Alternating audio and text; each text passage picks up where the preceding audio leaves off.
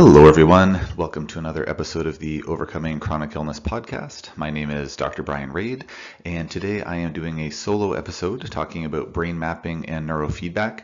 This is a topic that I've been wanting to discuss on the podcast for a little while now. Several of my guests have talked about neurofeedback a little bit and brain mapping and neurofeedback a little bit here and there, but I wanted to have a dedicated episode. And while I am hoping to get have some guests down the road who specialize in or heavily use brain mapping and neurofeedback in their practices, I wanted to have just sort of a dedicated episode getting into the background of what is brain mapping, what is neurofeedback, some of the ins and outs around it. And so I put together a slideshow presentation to cover all of those basics, and so I hope that it's going to be of interest. Just before getting into the content of the presentation, I'd like to invite you, if you haven't already, to sign up for my mailing list, my newsletter. If you're watching this on YouTube, then it'll be in the description below the video. If you're listening to this on a podcast platform, it'll be in the show notes below, and you can just click on the link there to sign up for the newsletter. By signing up for the newsletter, you get free access to the first 2 modules of my Overcoming Chronic Illness course. If you haven't heard me talk about that before, just a quick blurb on that. It's a course I put together a couple of years ago, basically to help folks navigate the waters of complex chronic illness. There are so many topics to know about when it comes to complex chronic illness, and quite frankly, many of the patients I work with and many of the patients that my guests who specialize in complex chronic illness also work with, a lot of us find that patients with these really, notably debilitating, challenging conditions oftentimes have a lot of things going on. It might be mold toxicity and chronic infections and heavy metals and SIBO or other gastrointestinal issues and mast cell activation syndrome and there can be this, seemingly endless list of things that could be going on. And thankfully, it's not an endless list, but there are several really core or key topics to know about to really have a good sense of the lay of the land of what's actually going on with complex chronic illness. So that's why I put this course together. It basically goes over these key topics, and there are resources within the course, these handouts and summary sheets and things like that, that if you're working with a clinician who's helping you with X, Y, or Z components of your case, but you're like, I keep hearing people on Instagram or on these podcasts or other people talking about, like, say, I've been getting worked up for SIBO and chronic Lyme disease, but I keep hearing things about mold and mast cell activation syndrome, but my clinician doesn't really specialize in that, doesn't really know about those things. Well, there are resources from the course that can be passed on to your clinician to kind of get them up to speed, so to speak, give them a sense of like what kind of lab tests to run, what kind of treatments to consider, etc. So again, the intention of the course is to help folks who are navigating those waters of complex chronic illness to have a more robust understanding of the playing field that could be applicable to their case, but then also to have those resources to share with a healthcare provider to get the best care possible, basically. So again, signing up for my newsletter gets you complimentary access to the first 2 modules of the Overcoming Chronic Illness course, and then you're also on my mailing list as well, and I send out newsletters from time to time. Definitely not bombarding the inbox with newsletters, but newsletters from time to time, just maybe talking about upcoming podcast episodes, things I'm excited about in practice, various things like that. So little tidbits that come along. So with that out of the way, let's get into the presentation here. I just need to figure out how to advance my slide.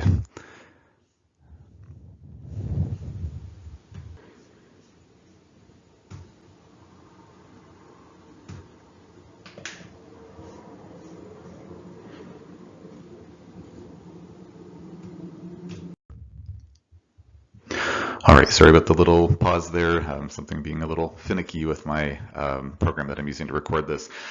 So just a quick disclaimer, as per usual, none of the content that I put out there on social media should be or on the podcast should be construed as medical advice. This is for informational purposes only, and if you require medical advice, please consult with your healthcare provider to obtain that advice.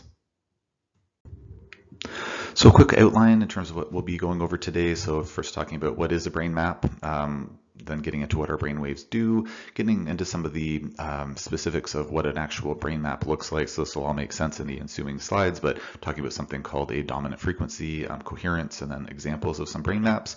We'll look at something called brain map signature patterns. Then talk about what is neurofeedback, which neurofeedback is kind of the natural topic that pairs with brain mapping, as we'll get into in several minutes here throughout the presentation. Then talk about what a follow-up brain map looks like after doing some neurofeedback sessions, and then a list of some of the conditions that neurofeedback is indicated for. So what is a brain map? So a brain map is obtained by using a device called a quantitative electroencephalogram, or a qEEG, being a much easier way of saying that. An EEG, so just not a quantitative electroencephalogram, but just a regular electroencephalogram, is the type of diagnostic tool that a neurologist or analogous healthcare practitioner would work with to diagnose someone to see if they or to assess someone to see if they have a seizure disorder. So essentially, it's something that measures brain waves. But a quantitative EEG is used to actually quantify or enumerate essentially the brain waves that are running in a person's brain. So it's not a device that's used to detect seizure disorders. That's kind of a totally separate separate application, but it's the same type of technology that's used. So basically, to an EEG or qEEG rather, involves using what kind of looks like a glorified shower cap that has sensors on it. I'll show you a picture on the next slide. And those sensors, they pick up residual activity that are traveling from the brain to the scalp. So our brains are full of nerves, of course. Those nerves are transmitting electrical impulses from one to another. So there's essentially a lot of electricity running around in our brain. And some of that electricity will actually diffuse across our scalps. And it's undetectable, of course. It's not like you touch your head and you can feel little zings of energy or something. It's very, very, very low amounts of electricity that are transmitting from brain to scalp.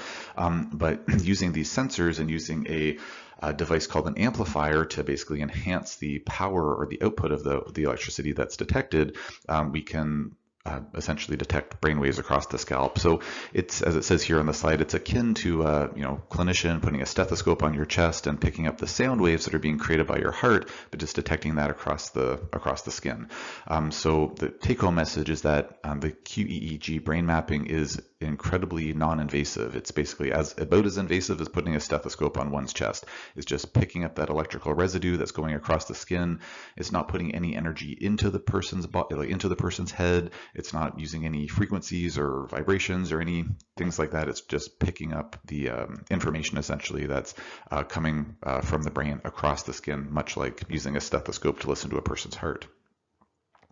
And then the computer software that's connected to the amplifier then creates this color-coded map of the brain. So this is the what a qEEG cap looks like. So all of the little white circles, the 6 you can kind of see the edges of a couple of other ones, but the 6 circles that are kind of closest to our viewpoint here, something called electrogel, which is basically analogous to ultrasound gel, is administered inside of those sensors, basically kind of squirted inside using a special device.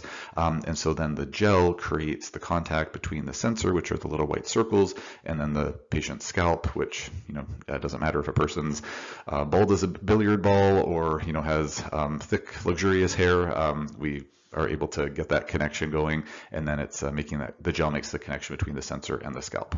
And then the tied up apparatus at the back of the person's head here in the picture, that unravels into a cord that then plugs into the amplifier, and then that's what amplifies the signal and then sends that information to the computer to make a brain map. And so this is what a brain map looks like. So an example brain map. So we'll get into some of the specifics of this. Quite frankly, brain map interpretation, it's a bit of a long process to get from the point of not knowing how to interpret a brain map to the point of interpreting a brain map effectively and efficiently. It's quite a steep learning curve. It took me several months to kind of get my feet underneath me in terms of doing the brain map interpretation. So if you're looking at this thinking like, what the heck am I looking at? We're not going to all become brain map masters after the end of this presentation, but I just want to give you a sense of like, what the heck do these things actually look like to make it less abstract. So looking at the top left corner, so obviously there's all these little brains, the 5 brains across the top, 5 brains across the bottom. We'll worry about some of the details in upcoming slides here to make a little more heads or tails of this, but just say looking at the picture in the top left corner, so there's all the different colored circles that you see there, the red and yellow ones at the kind of top part of the picture, and then some green ones and more red and yellow ones. So all of those circles are associated with the different sensors that are on the glorified shower cap, that qEEG cap. So there are actually 19 sensors on the cap in totals, and so each one of the little circles is the output or the readout, if you will, from one of those sensors. Okay, well, there's 19 sensors, but why the heck are there 5 brains? Well, as we'll talk about in a slide or two coming up here, there are 4 main brainwave frequencies that we look at, going from left to right. There's your delta, your theta, your alpha, and your beta. The high beta, which is at the far right side of the picture, that's basically just associated with muscle tension, so it doesn't actually give us kind of functional insight into how the brain physiology is doing, but it's still presented on because anyways, there's kind of nuanced reasons why it is sometimes relevant with brain map interpretation, but generally we don't, it doesn't tell us about overall brain functionality in a super meaningful way. There's, again, some exceptions to what I just said there, but for our purposes here, we'll just kind of ignore the high beta. So for on each one of those brains, it's telling us, so in the one on the far left, top left corner, I should say, that's telling us about the amount of delta at all of these 19 brain locations. The picture immediately to the right of that says theta underneath it, that's telling us how much theta is at each one of those 19 brain locations, and then similar information for the alpha and the beta as well. So when we're looking at the magnitude, you can see, again, there's the color coding, there's your yellow, your red, your green, your light blue, and your dark blue. And so that's essentially all of the circles should ideally be green. That would be considered average, or AVG, as it says in the picture there. If these circles are red or yellow, then that means they're high or very high respectively, so meaning that there's too much compared to the average norms of those brainwaves. So we can see they're in the delta, like on the left side there at the top. There's several circles that are red and yellow, so meaning that this individual has more delta brain waves than would be ideal or would be average anyways, and quite well in this case we want things to be average. Maybe in other facets of life we don't want to be average. It's nice to stand out from the crowd. In this case we want to have a pretty average looking brain map for the most part. So we can see that there's some high or very high delta. If we go over to theta, we see most of the circles are green. And actually that theta looks pretty darn good, all things considered. But we can see at the kind of bottom part of the brain, which is the posterior part of the brain, we do see some pale blue circles. So that's indicating that there's a bit of a lower amount of theta in those brain regions than would be ideal. And then I don't see any very lows, any dark blues here, which is good. But there could be some very lows as well. So kind of summarizing what we've talked about so far. So you put on the glorified shower cap, the sensors pick up the brain waves, and then that turns that information is then turned into this color-coded picture telling us about the various brain waves. The second line, or the second set of brains there, so you can see above the top line of brains it says magnitude. Below that it says dominant frequency. So we'll get into what dominant frequency means in a couple of slides coming up. I just wanted to show you what a full brain map looked like, so you could have a sense of what the results actually look like. So we're seeing magnitude at the top, dominant frequency below that. And then this is actually the exact same data, the exact same pictures, just represented a different way. So for some people's brains, they kind of prefer to see things more in a picture format. So here we can see the pictures of the brains at the top, a little bit easier to see the ears and the nose for orientation. But seeing that, okay, there's some red and yellow with the delta and a little bit of blue at the back of the brain, like the posterior brain for the theta, but this is just a different representation. And then with the dominant frequency lower down, we have these nice bar graphs, which help to summarize things a little bit more too. So it's just kind of exact same data, but just different ways of looking at it.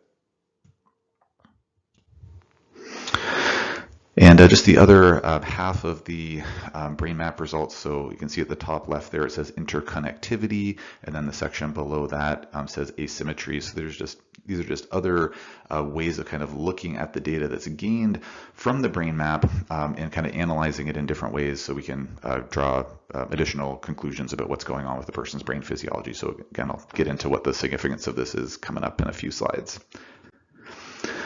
And then these are the exact same sections again, just depicted as these little bar graphs as opposed to the pictures that we saw on the previous slide.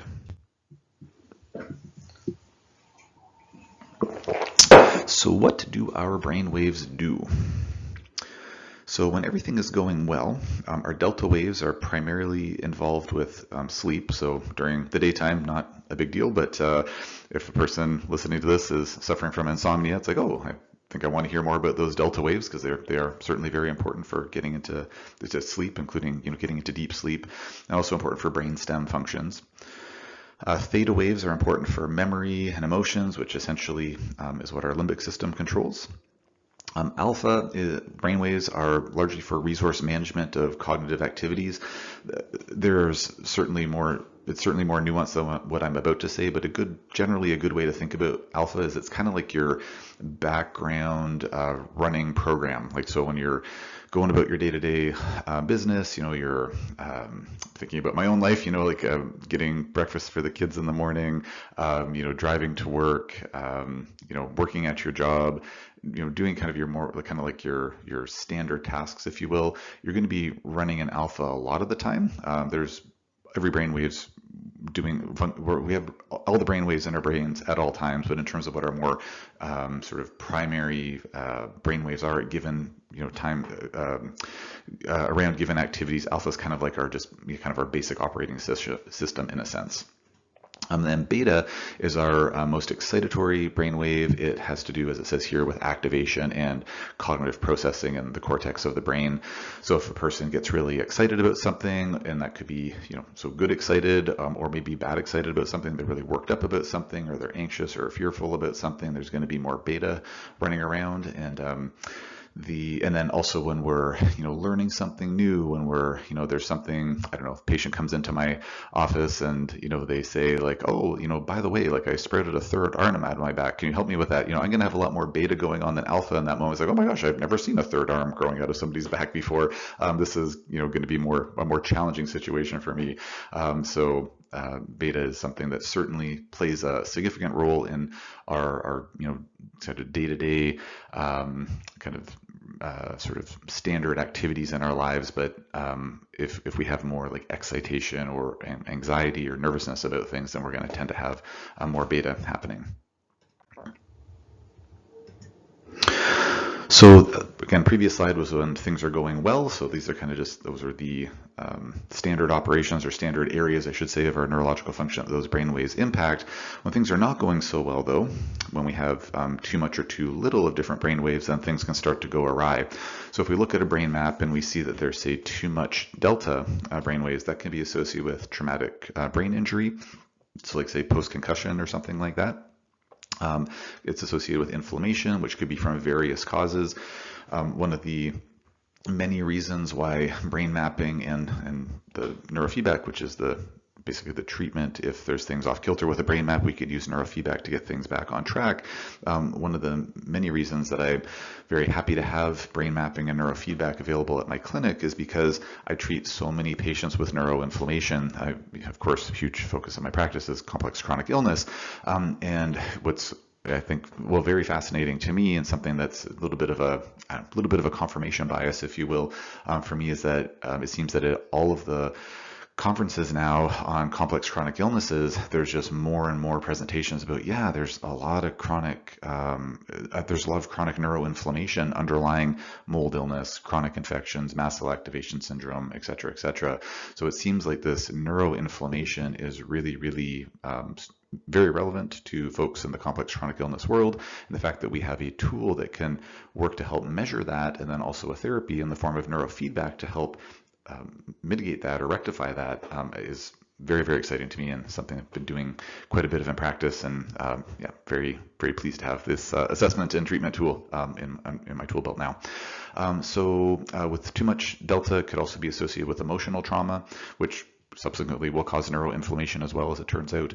If there's not enough delta, that can also be associated with a traumatic brain injury. So long and short of it is, if the brain has been under duress for a prolonged period of time, you could actually start seeing low delta, which was associated more with could be associated with more cognitive decline and things like that. You can also see too little delta if there's low dopamine, so it could be something we'd see in folks with, say, a Parkinson's diagnosis, and also if there's some white matter damage, so basically brain damage. With theta, if there's too much theta, that could lead to ADHD symptoms.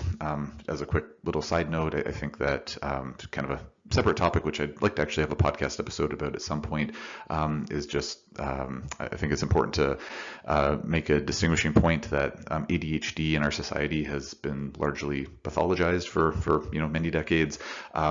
Thankfully, there have been growing number of experts in this area who are working to try to sort of depathologize ADHD. It's really more that folks with an ADHD diagnosis, it's really more that they're neurodivergent. Their brains just work differently than neurotypical individuals. It's actually not a pathology or a bad thing, but of course, trying to live in a non-ADHD conforming world as a person with an ADHD brain can be challenging. So certainly not saying that life in our society is easy or without challenges for folks with ADHD. Obviously, that's a reason it's been pathologized, because folks with that type of nervous system presentation can run into a lot of challenges with the standard schooling system and certain workplaces and things like that.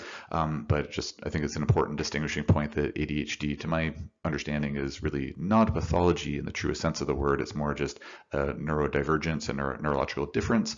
So just making that distinction there. So I specifically say here, ADHD symptoms. In other words, if a person has an ADHD brain, well, if there are things about their neurological function that make it harder to function in this world, in school, work, relationships, whatever it happens to be, then that can be associated with having too much theta, and we can use neurofeedback to help to balance out that theta, to help sort of strive to for lack of a better way of putting it, kind of like take away the bad stuff but still keep the good stuff, because there's a lot of advantages of having an ADHD brain as well. So again, have another podcast about that at some point. There's several good ones out there already that I've listened to, but anyways, just a little distinction there about the ADHD symptoms. But too much theta would be kind of a classic thing that would be seen if a person was having challenges with, related to ADHD type symptoms.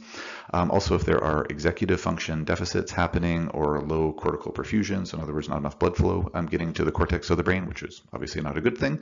So it might be, someone would say like vascular dementia, or maybe there's impaired blood flow because of POTS or some other type of dysautonomia. If there's not enough theta, so too little theta can be associated with memory deficits and also reduced emotional awareness.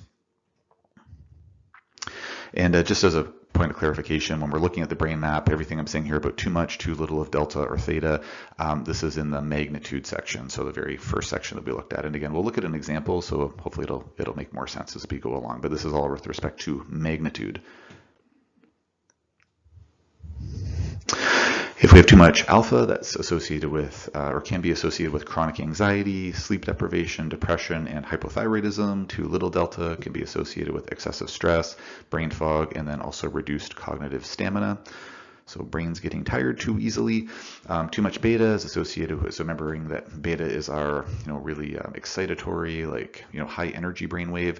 So too much beta, so too much of that excitatory, high energy brainwave is going to manifest as things such as worry, chronic hyperarousal, so just kind of being like kind of on all the time, sort of like hyper vigilant, and then can lead to hypermentation as well, so excessive thinking or rumination. If we don't have enough beta, then that can be associated with reduced cognitive efficiency and also low mitochondrial function, interestingly enough. So again, if we don't have enough of that, like, get up and go kind of beta, then it's like, yeah, there's not going to be as much cognitive efficiency, because we kind of need that beta to sort of stoke the fires of our cognitive efficiency. One of the kind of mnemonics that has been helpful for me when I'm looking at patients' brain map results and explaining their results is a good way to think about alpha and beta is that, again, where alpha is kind of like our sort of basic operating mode, and then beta is more of like the necessary bits of like increased excitation or stimulation that we need, throughout the day when we're encountering challenges or needing to perform at our to our best extent, so to speak. A good general way to think about alpha and beta is that alpha is kind of like the parasympathetic nervous system, so sort of like our rest and digest nervous system, which ideally most of the time we'd kind of be living in that parasympathetic mode, not in like the opposite, the sympathetic mode, which is our stressed out state or our fight or flight mode, whereas beta would be our sympathetic or fight or flight mode. So again, the mnemonic for me is like, yeah, we want generally good alpha through the day, but we want little spikes of beta through the day to, again, get over or meet challenges that we're faced with, or if we're going to exercise, we want more beta to like kind of rev our systems up, that type of thing. But we don't want to be living in high beta all the time. We also don't want to be living in high alpha all the time either. So the long and short of it is just, again, kind of a little mnemonic that's been helpful for me. Alpha is akin to the parasympathetics, beta akin to the sympathetic nervous system. And again, just like the delta and the theta on the previous slide, everything I'm talking about here on this slide is in relation to the magnitudes, or that's presented in the magnitude section of the brain map.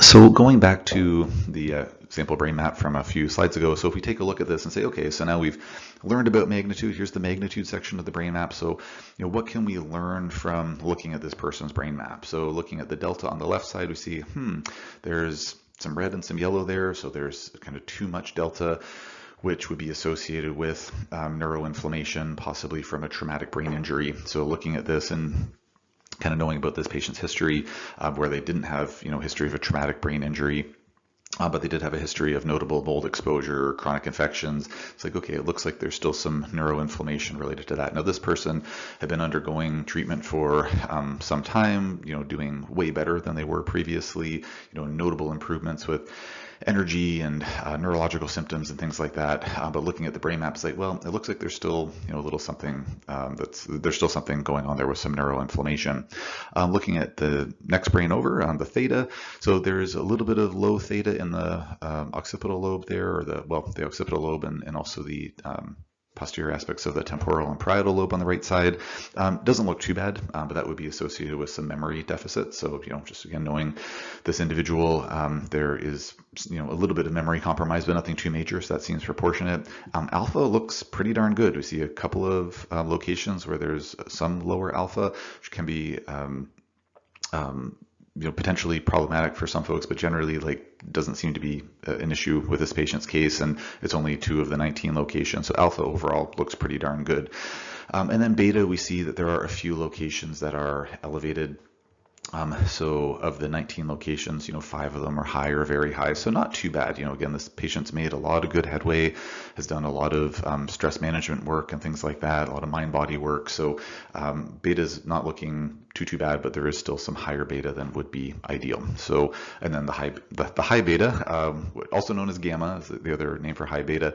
Again, it's really just reflective of muscle tension in the person's body. So if they were maybe clenching their jaw a bit, or they were keeping some tension in their shoulder muscles, like their trapezius muscles during the scan, like that might be why we'd see a little bit high beta, but it's really not clinically relevant for interpreting the brain map. So the next section of the report looks at dominant frequency. I'll just spend a very small amount of time on this because it's a little bit of a complex topic, kind of, and it's not it doesn't give us, catastrophically relevant amounts of information about a patient's brain map. It's the magnitude is, to my understanding, really the bread and butter of the brain map. But then when we learn about what we do see from dominant frequency and also coherence, which we'll talk about in the next slides, that does help to shape our understanding of what's happening with the magnitude. And then the brain asymmetry, which we'll look at coming up as well, that is very relevant as well. So the dominant frequency, I'll just kind of touch on that briefly. So every brainwave has a frequency range in which it exists. So the gamma, also known as high beta, is any frequency that's above 35 hertz that's detected. That is high beta. Just regular beta is anywhere between 12 and 35 hertz. Alpha is 8 to 12 hertz. Theta is 4 to 8 hertz. And then delta is 0.5 to 4 hertz. So as it says here at the bottom, ideally we want the majority of the brain waves to be in the middle of this range. So again, any brainwave, say for alpha, that's an 8, 9, 10, 11, or 12, it's all considered alpha. But generally speaking, it's best if most of the alpha, if the majority of the alpha is around the 10-ish range, 9.5, 10. That's kind of your ideal sweet spot alpha. Be kind of like if you were, firing arrows at a target, and all of your shots are within the target, but ideally you get a bullseye. You want to be kind of right in the middle. That's associated with sort of essentially the best health outcomes. So as we'll see here on the next slide, because again, what are the consequences of not being in the middle of that range? then we can see certain patterns, and these are all things that have been demonstrated in the scientific literature. So brain neurofeedback, I should say, has been in the research literature since the 1970s, so it's been around for a very, very long time. In terms of brain mapping, I keep forgetting to double check on the exact date when that started happening, but I believe that brain mapping's been done for around 30 years or so, give or take. And so there have been lots and lots of research studies done looking at brain map patterns, and they've derived a number of different conclusions based on that scientific data. So there's just kind of a hodgepodge list here, just run through it here quickly. But if a person has a traumatic brain injury, so TBI, then generally there's going to be slow waves across the board. So we're going to tend to see, slower beta, slower alpha, slower theta, slower delta. So the alpha for a person with a TBI would tend to be more around like the 8 or the 9 range, as opposed to like, the 9.5, 10 range or higher for that matter. The theta would be, more around like the 4 or 5 hertz range, as opposed to ideally sitting more around like say 6 or so, give or take. So generally going to see lower kind of slower frequency brainwaves across the board with a TBI or traumatic brain injury. With dementia, you generally see more slow waves in general as well. So kind of also makes sense given challenges that come with dementia as well as TBIs. Slow alpha can be associated with demyelination of the nerves, which, the most extreme example of that would be a condition like multiple sclerosis, but generally we don't want to have demyelination going on. Fast high beta tends to be due to muscle tension, as I touched on before. Fast beta, not high beta, but just regular beta, is associated with worry or anxiety. And slow beta generally means slower processing speed. And slow delta, if there's slow delta, then that can interfere with cognitive processing. And so here's a brain map example looking at the dominant frequency. So we can see here that delta is all green, which is great. So that's mid, as it says there. So kind of just your average, like it's mid-range for the frequency range. Beta is looking pretty darn good, just that one red one in the middle, but generally looks good. And then we see that alpha is all slow, so all lower range, so that'd be more like your 8 or 9 hertz frequency. And then theta we see is all fast, but as just a little nuance, there's really no such thing as fast theta.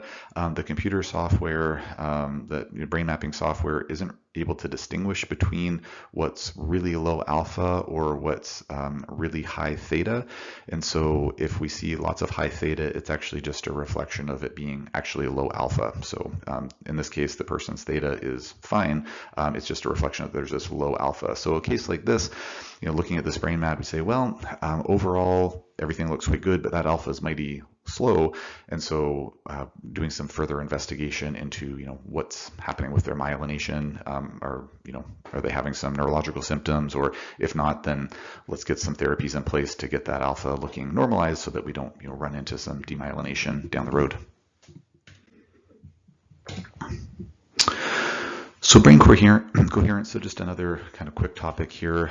So coherence is looking at the interconnectivity of different brain regions. In other words, how well are different regions of the brain communicating?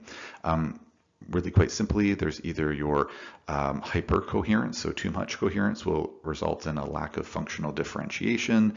Too little coherence is going to result in a lack of functional coordination. So the way I think about this is that if there's too much chit-chat, or chatter, I should say, between different brain regions, it would kind of be like an office building, and everybody's getting along really well, but they're all just kind of chatting too much. They work for like 2 minutes at their desk, and then they're up and chatting with somebody across the hall about their weekend or something like that. And ultimately, that's not going to result in a lot of kind of new things being done. So they might be able to check emails and answer the phone and stuff, but they're not going to be kind of getting into new projects and things. So there's not going to be that functional differentiation. And folks with excessive coherence, tend to be folks who have more neuroinflammation, tend to have higher beta. So the brain waves are kind of firing a little too haphazardly. And so that's ultimately going to result in this, as it says here, this lack of functional differentiation. So it's going to be harder, like say in a traumatic brain injury or a neuroinflamed brain, there's going to be less capacity for the brain to heal and get back on track, which of course is what we want when there's neuroinflammation, whether it's related to a TBI or not. On the other hand, hypocoherence or too little coherence is associated with functional or a lack of functional coordination. So in this case, it's kind of like going back to the office building example. It's like, no one's chatting at all. They're all kind of doing their work in their little silos, like in their little cubicles, but nobody's actually coordinating things. So it turns out like, oh, Bob and Bill and Tony, they're all working on the exact same project. They all get it done. And like, oh, great, we each spent a week working on this project. We all did the exact same project. It was just there was poor coordination, so these resources were kind of wasted, so to speak.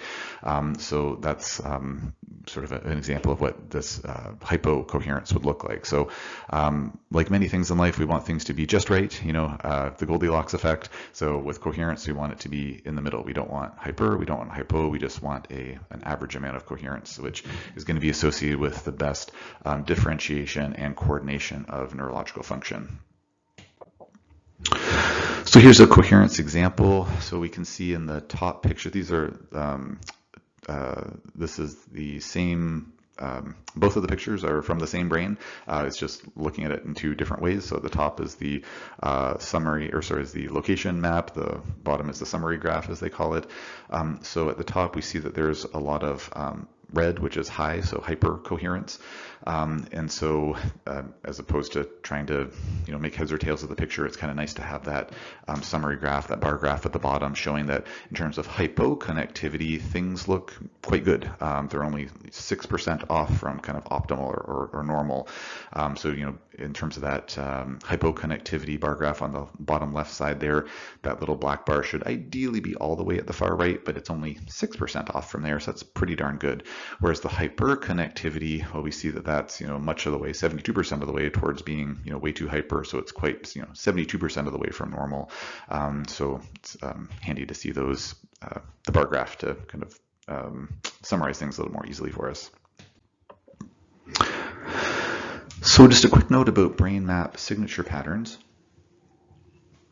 So we, as discussed already, we can learn a lot about a person's neurological health and function looking just at, looking at the magnitude, which gives us, again, a lot of the information we're looking for, but getting some additional sort of insight as far as the dominant frequency and the coherence go.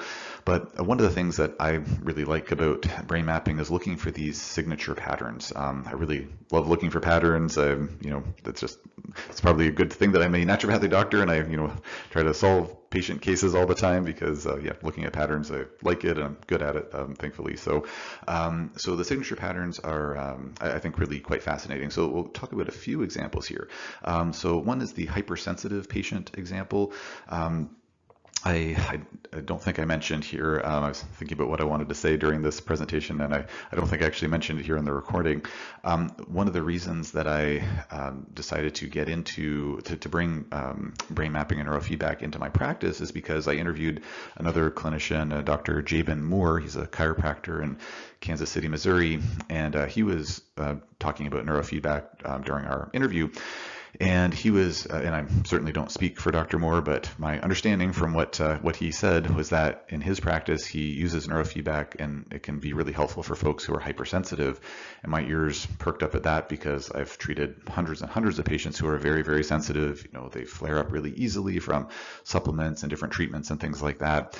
And so my take-home message from what he said was that when he used the neurofeedback, it helped to really reduce the patient's sensitivity, and then so that helped them to feel better, which is great, but then also it gave them the ability to start actually taking some supplements and herbs and things like that so they could, or antibiotics or whatever it was that they might need, so they could actually get well a heck of a lot faster, because it's really hard to treat people when they can't take the treatments or can't take many of the treatments that you're recommending.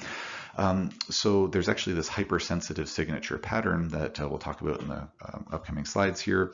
And a big thank you to Dr. Moore for opening my eyes to that. It was an application of neurofeedback that I wasn't aware of before chatting with him. We'll talk about a mold toxicity signature pattern, a chronic pain signature pattern, an anxiety signature pattern, and a depression signature pattern. So the hypersensitivity signature pattern presents with elevated relative beta. We'll talk about the relative beta in the, actually misspeaking there. Okay, so elevated relative beta is speaking about beta magnitude. So we see high beta magnitude, strong frontal beta asymmetry. This is what I was starting to say there. We'll look at the asymmetry in the beta asymmetry in the anxiety signature pattern in more detail. So we see elevated beta magnitude. We see this asymmetry. We generally see fast alpha as the dominant frequency. We tend to see delta deficits. So this would be like basically low delta magnitude. And then we would see excess beta connectivity, so basically beta hypercoherence. So again, the magnitude tells us a lot, but then knowing about the dominant frequency, knowing about the coherence, it just, again, helps to add more color or flavor to getting a better sense of like, what is this brain map actually representing or telling us about the patient. So that's the hypersensitive signature pattern.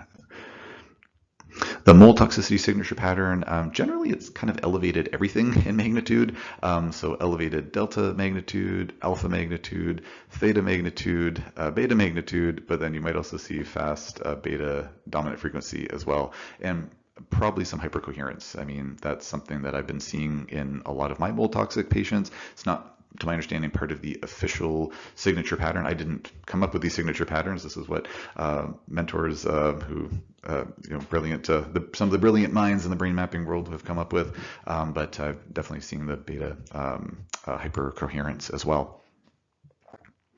Chronic pain signature pattern would present with increased beta magnitude, and some cases might have slow alpha. So this is a case of a signature pattern where it's not very specific, and that's like high beta, well, that could be related to other things too. And so this is a great case in point where we need to see, well, what's happening clinically with a patient, and then what does their brain map look like? So if someone comes in and they say, "Doc, I'm in chronic pain, the rest of me feels pretty good," and then they have high beta, it's like, well, that high beta is probably related to their to the chronic pain, and hopefully by downregulating that beta, then they're using neurofeedback, that their pain levels would diminish and get better over time. Whereas to say a patient came in and they said, I'm like really anxious, I'm having trouble sleeping, I have a lot of migraines, I've got some digestive issues, and I do have some aches and pains in my joints. They're not too bad, or aches and pains in my muscles. They're say mild to moderate. Well, if I looked at their brain map and I saw high beta, I'd be thinking, well, maybe the, mild to moderate pain that they're experiencing is related to that. But I'd be thinking, well, it might be, or it might be that they have some, arthritis, or they're not stretching enough, or they're, I don't know, that their workplace is too hard on their body or something like that. Whereas the high beta magnitude would very likely be related to the anxiety and insomnia and migraines and things like that the person's experiencing. So again, it's just great to look at the brain map, but also, of course, really important to match that with what the heck is going on clinically with the patient. Anxiety signature pattern. So with the anxiety signature pattern, it's looking at something called beta asymmetry. So starting in the bottom right corner, we can see there it says normal beta asymmetry. And so ideally that little black line would be all the way to the left, in the left dominant. And in this case, and one of my very few complaints about the brain map reports is that sometimes the percentages seem a little bit counterintuitive. So in this case, the normal beta asymmetry is essentially 87% away from where it should be, or it's 13% away from being as bad as it possibly could be. So as we see on the just to the left of that where it says normal alpha asymmetry, which we'll talk about in the depression signature pattern in just a second, ideally we want that to be all the way to the right, which it is. So it's at 100%, which is good. So it's 100% asymmetry. For the beta, it's only 13% asymmetry. So again, the numbers maybe are a little bit confusing, but ideally we want as much asymmetry as possible. So only 13% beta asymmetry is bad. It's 87% of the way where it should be. So why do we want asymmetry? Most things in life we want things to be symmetrical. Why do we want asymmetry in this case? Well, the long and short of it is that we should have, relatively speaking, a lot more beta brain waves in our left hemispheres than in our right hemispheres of our brains. And if we don't have, and if that's flipped, if we have more beta in our right than in our left, then that's very commonly associated with anxiety. So that's why this is the anxiety signature pattern. So in this case, the beta asymmetry is kind of flipped. If we look at the picture above with all the little brains, if we look at the beta brain, so the one that's sort of second from the left at the top there, we see that there's a lot of low beta on the left, and there's almost all the locations on the right are high beta or red, and that should be flipped. Ideally, they just all be green, but barring that, at least we'd want the red to be on the left and the blue to be on the right. Unfortunately, it's flipped, and so the reason that it's only 13% of the optimal asymmetry is we can see there's only one red one at the frontal part, like the top of the left there, and the beta brain, and then the opposite side is blue.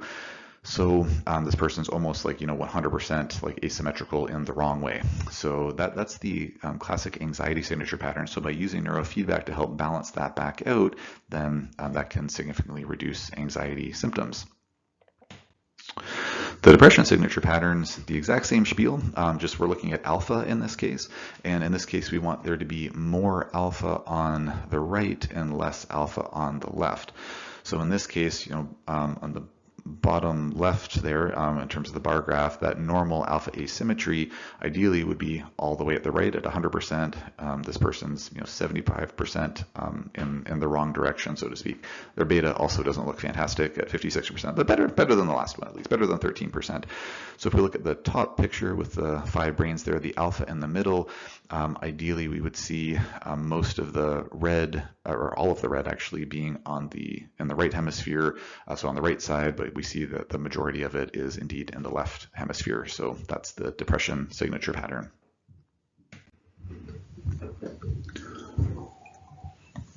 So with all of that discussion about brain mapping out of the way, let's talk about neurofeedback. So what is neurofeedback? Neurofeedback neurofeedback utilizes operant conditioning to modify brain waves in a precise manner. So in other words, the brain map tells us what's out of balance, as we just spent, I'm looking at the clock here, about 45 minutes talking about. Thanks for hanging in there.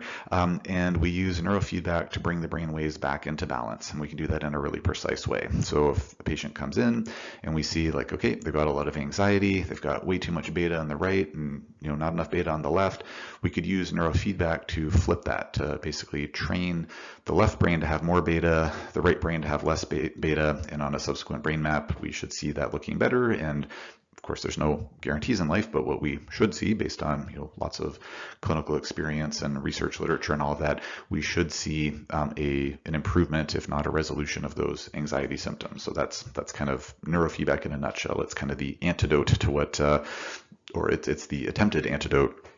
The brain map shows us to be off kilter. Just a couple little bullet points about neurofeedback, and I'll get into more details about it in a moment. But neurofeedback is passive. It's easy to do. Basically, you just have to sit there doing nothing, so it's pretty darn easy. And it's also non-invasive. So just as with the brain mapping itself, it's just the glorified shower cap picking up the electricity going across a person's scalp. Neurofeedback similarly is just picking up electrical signals across the scalp. It's not putting any electricity or energy into the person's body at all. It's an entirely non-invasive process, and I'll talk about what it actually involves on the next slide.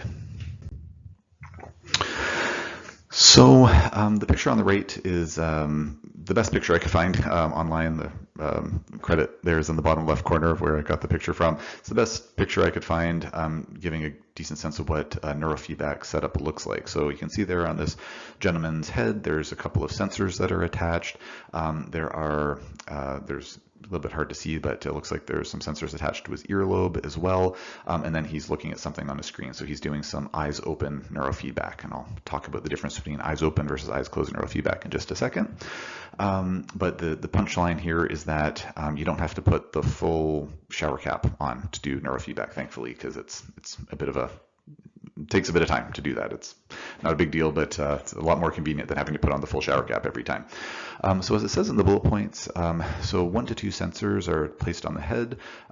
So this gentleman's case looks like there's a couple of sensors there on the right side of his noggin, and then there's also ear clips, and then there's also a ground placed somewhere. So in our clinic, we just put a sensor on the little bone behind one of the patient's ears called the mastoid process, and just acts as a ground. So those sensors are put in place, and then we either do eyes closed neurofeedback or eyes open neurofeedback. So I'll describe what eyes closed neurofeedback looks like, and then I'll quickly describe how eyes open looks, because it's the exact same principles, just a little bit different. So with eyes closed neurofeedback, the way it works is the sensors are placed at the correct locations on the head. So ideally, we've had a brain map done ahead of time. It's not mandatory to do a brain map ahead of time. There are certain empirical protocols that have been research validated over time to help with various conditions. So for example, if a person said, I can't get into a clinic to do brain mapping, but I want to do some neurofeedback. Well, there are certain research validated protocols that could be used to help try to address those symptoms without actually doing a brain map. Ideally, though, we'd have the brain maps, so then we can get some objective data to see, well, what's actually going on with your brain? Are your brain waves actually off kilter in the first place or not? But then it would also allow us to create a targeted, tailored protocol to say, oh, well, your brain map looks like this. We want it to look like this. So let's have the neurofeedback be, sort of precisely geared towards what your brain map looks like, as opposed to using more of an empirical protocol. So it just allows for a more tailored protocol, but empirical protocols are certainly valid as well.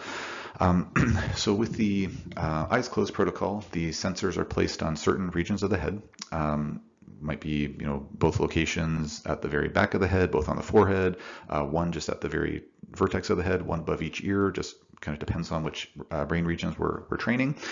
So the sensors are put in place, and with eyes closed neurofeedback, we use music for that. So there'd be some music that was pre-selected to be playing in the background. And then the person just sits there with their, and then we tell the computer software, of course, what we actually want to do. So if, say, we wanted to, say a person has too much beta and we want to lower that beta, we tell the computer software we want there to be less beta brain waves.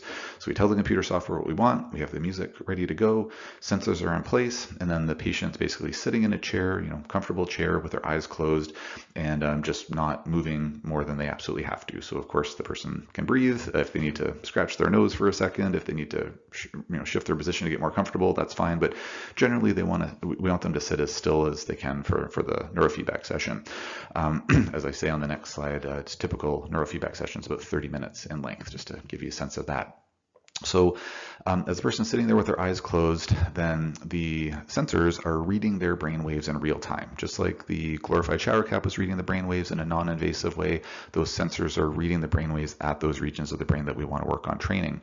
And the sensors are basically saying, well, I'm talking to the computer software, and the computer software is saying, okay, we want there to be less beta. So sensors, if you detect that there's less beta, then we're going to reward this person's brain by playing the music that was pre-selected. Music gives us a little bit of a dopamine release. We get a bit of a reward from that. And so it's basically a way of rewarding the brain when it has less beta. But the computer software says, but sensor, if you notice that there's too much beta, then we're going to take that reward away. So the brain doesn't get the music if it's not playing ball, if it's not doing what we want. So the sensor says, okay. So the sensor's reading the brain waves, and you sitting there with these hooked up to your head, if you're having neurofeedback done, what you're experiencing subjectively is you're going to hear the music getting louder and softer throughout that 30-minute session. Whenever the music's louder, that's when your brain is doing what we want it to, less beta in this case. When the music gets softer or goes away, that's when your brain's not doing what we want it to, and the reward is taken away. And it's very similar to, so it's a process called operant conditioning, and it's very similar to teaching a new puppy how to do a trick. So, you have your new puppy, you say to the puppy, sit, and the dog looks at you like, I don't know what you're talking about, buddy, I don't speak human. And so then you push its bum down to the ground, so it's now in the sitting position, and then you give it a cookie. And the first time you do that, the dog's like, this is amazing, I got a cookie, I have no idea why I got the cookie, the heavens opened up and I got a cookie, but it has not made the connection between it being in the sitting position and the cookie. But if you do that enough times, the dog eventually learns, oh, okay, you say sit, I put my bum on the ground, you give me a cookie, everybody's happy, then you have operantly conditioned condition that puppy to sit when you say sit. So in a similar manner, by using this music reward system with neurofeedback, you're training your brain that when it has less beta, good things happen. And so eventually your brain learns that pattern, and so it says, okay, let's just have less beta.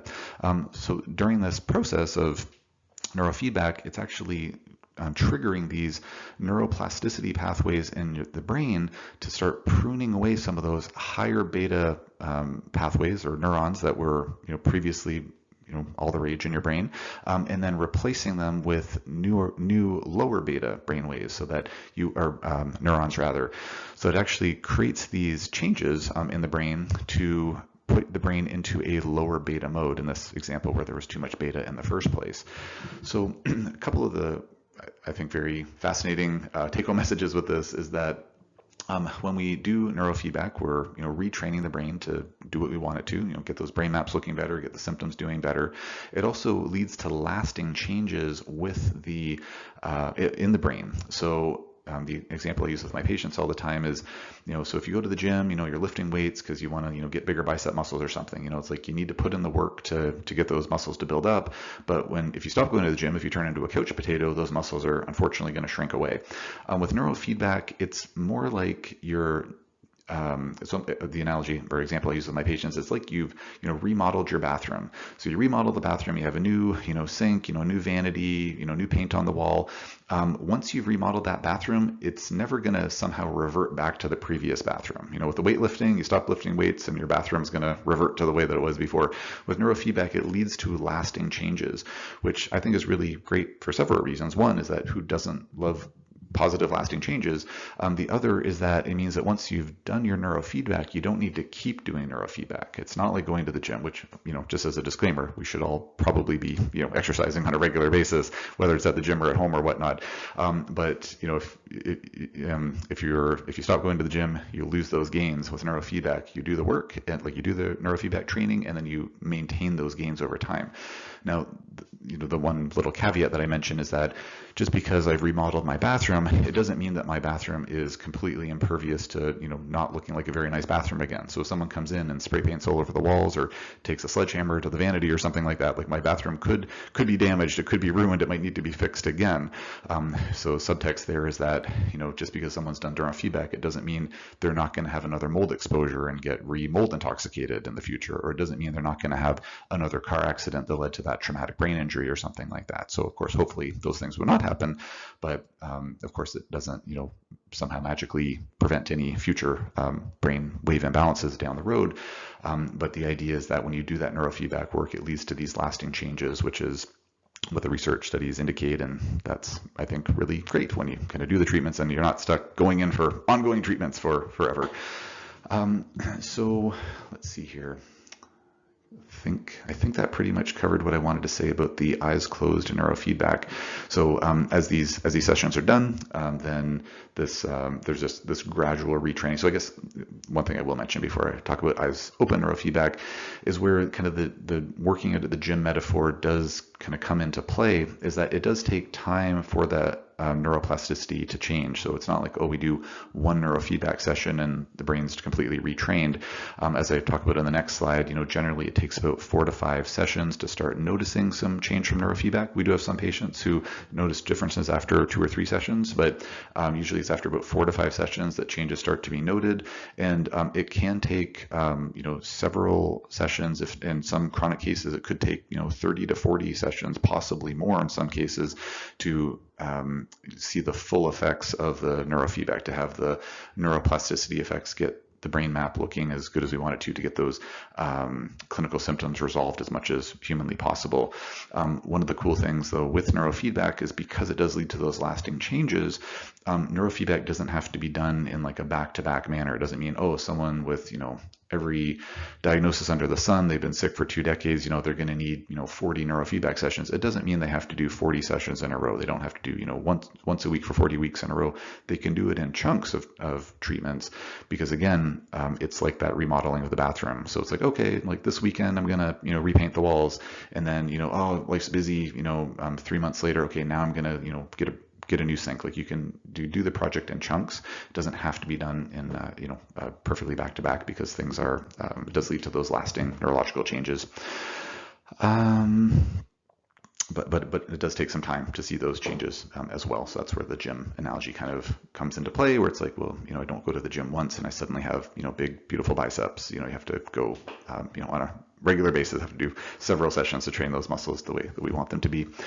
Eyes open neurofeedback is identical in all respects to eyes closed neurofeedback in terms of all the background rationale and number of sessions and all of that. The only difference is that instead of having your eyes closed listening to music, you'd have your eyes open and you're watching a video. So there, in our clinic, like we'll oftentimes put on, like, say, a nature documentary or some video where there's, say, like music playing, like classical music playing in the background. There's, every 10 seconds or 15 seconds, there's a classic art piece or something like that that's shown on the screen. And, for better or for worse, can't do neurofeedback very effectively with action movies and spy thrillers and different things like that. Like nothing that's like really kind of like intense or super exciting. I mean, don't get me wrong, if you're really excited about classic art, maybe can't use that either. I don't know, but it needs to be like a fairly tame video. But that can be neurofeedback can be done with eyes open instead of eyes closed, and some folks prefer that. There are some advantages of doing eyes closed in some cases, but for some cases it doesn't matter whether it's eyes open or eyes closed.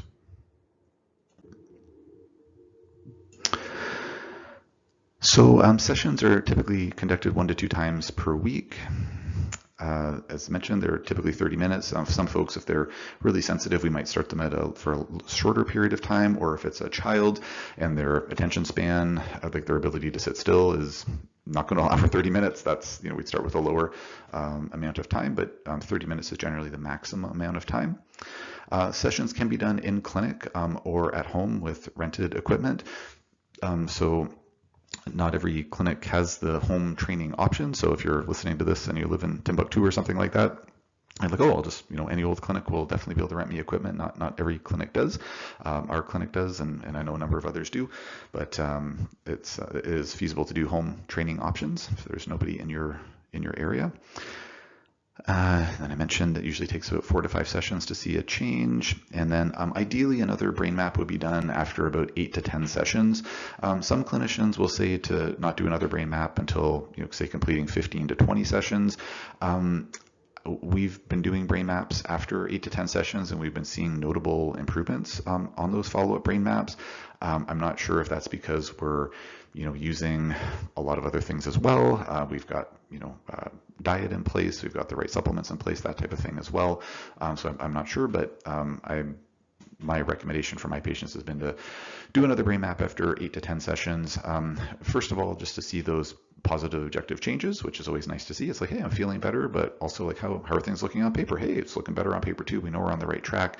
But then also by seeing how the updated brain map looks, it also lets us rejig the protocol so that we make sure that we're using the most targeted kind of up-to-date protocol possible. Because as we're doing the neurofeedback, as things are looking better, well, maybe that region of the brain that we had been training for those first 8 to 10 sessions doesn't need to be trained there anymore. That's not the main area that needs support. So now the updated brain map will give us a sense of like, oh, we should move the sensors here or do a different protocol here or there.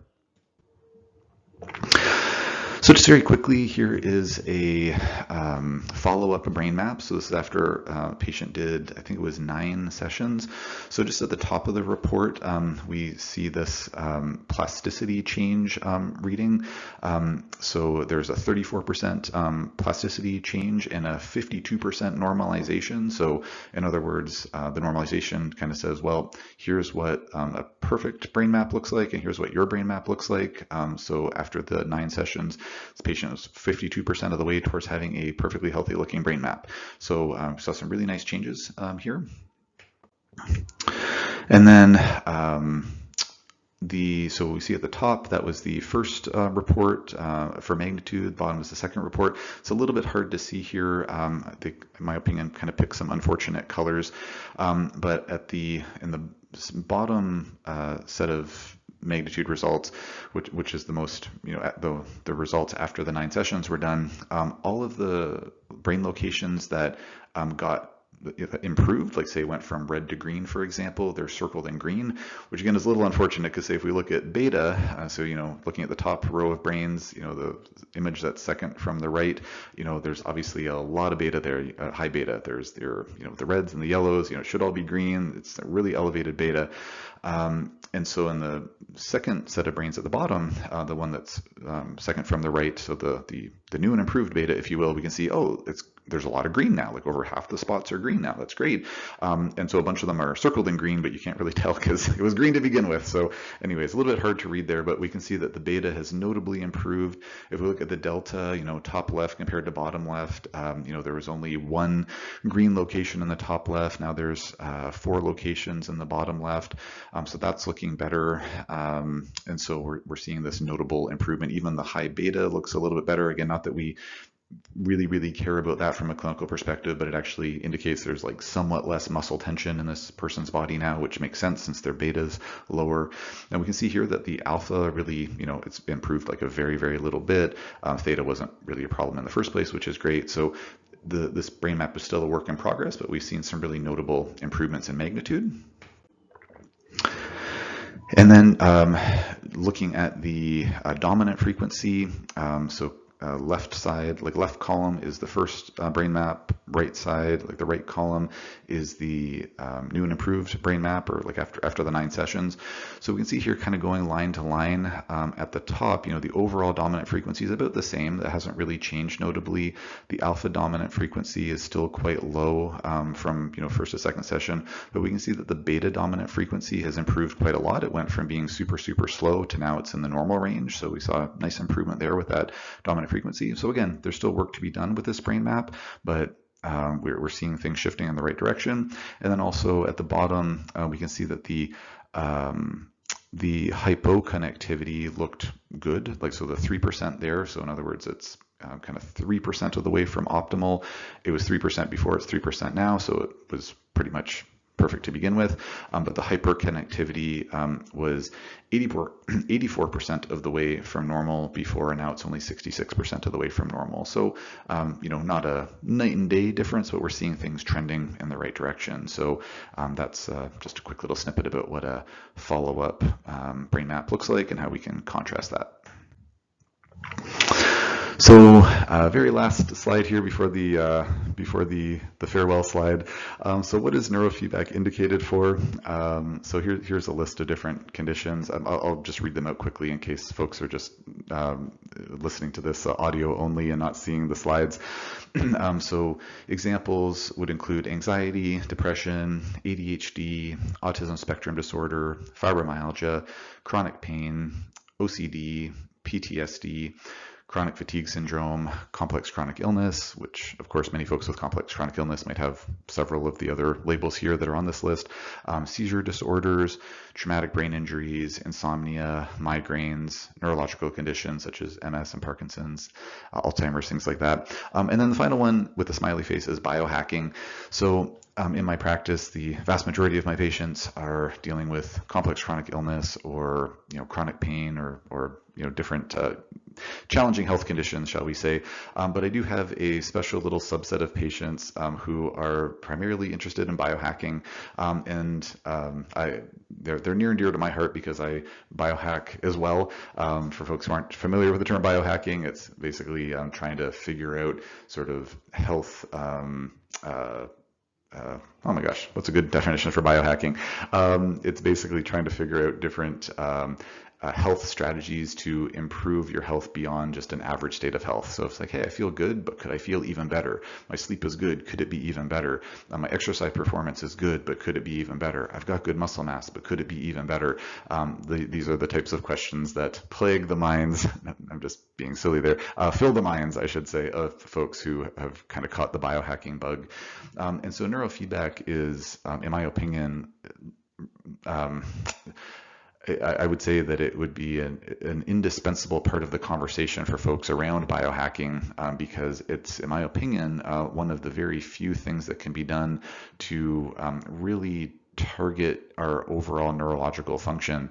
In our day-to-day, in our modern day society, I should say, there's just so much flying at us all the time. Like, we're very much in a sympathetic nervous system promoting world. We're just really busy. There's information flying at us all the time. And it's something that really, I'm seeing so many brain maps. I've seen so many brain maps now, and there is so much beta out there. It's not even funny. So much hypercoherence out there. It's not even funny. So much high beta dominant frequencies. In other words, all the revved up kind of stuff going on. It's not even funny.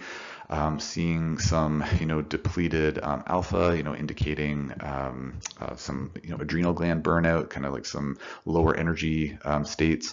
It's just a really, really common pattern that I'm seeing. And so, well, ideally, we would somehow return to a more balanced state, or less more of a parasympathetic world. I don't know that that's going to happen anytime soon. So for those of us who want to have our cake and eat it too, the neurofeedback is something that I think can be really helpful for folks to help try to regulate their nervous systems and just hey, I want deeper sleep. Great, neurofeedback could help with that. I want to have a more efficient cognitive processing ability. I want to be able to retain. I want a better memory. I want my ability to focus on things when I'm learning new things or I'm at work to be better. Neurofeedback can potentially help with that. So kind of biohacking our brains to be as healthy as possible is, I think, a very fun and exciting avenue with neurofeedback. But of course, the priority in my mind and in my practice is like, okay, let's get all the folks who are chronically ill feeling as good as possible. Let's try to get them to like feeling average. And then if they want to biohack from there, that's great. But yeah, for folks who are interested in biohacking, the neurofeedback is really something to consider, I think.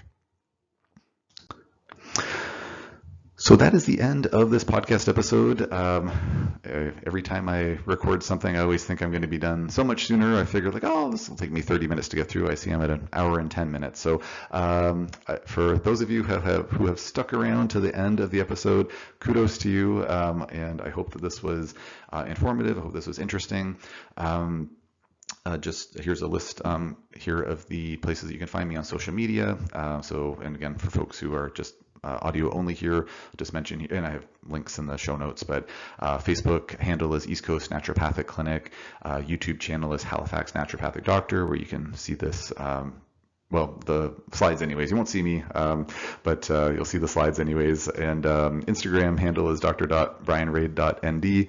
Our clinic website is eastcoastnaturopathic.com. So if you want to get in touch with me or for booking an appointment or booking with someone at our clinic, just go to the website and the contact information is on there. And then of course this podcast is the Overcoming Chronic Illness podcast. So if you would please consider subscribing to the podcast on whatever podcast platform you like to use, I'd greatly appreciate it. And if you think this might be informative or useful for somebody else that please consider passing on the episode to somebody else to just spread the awareness about this topic. So this concludes another episode of the Overcoming Chronic Illness podcast. Thank you for your attention, and I'll catch you next time.